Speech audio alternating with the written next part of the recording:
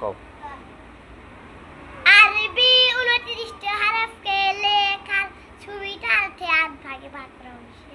1 নম্বরে 4টি হরফ আলিফ মিম তা জা। 2 নম্বরে 5টি হরফ বা তা সা ফা কাফ। 3 নম্বরে 3টি হরফ হা খ জিম। 4 নম্বরে 5টি হরফ রা ছা ওয়াও দাল। জোরে। 5 নম্বরে 4টি হরফ শিন শিন সাদে কাদে। 6 নম্বরে 3টি হরফ নুন কাফ লাম। 7 নম্বরে 3টি হরফ হামজা আইন ওয়াইন। 8 নম্বরে 2টি হরফ হাই। তারপর হরফ 12। জোরে কও।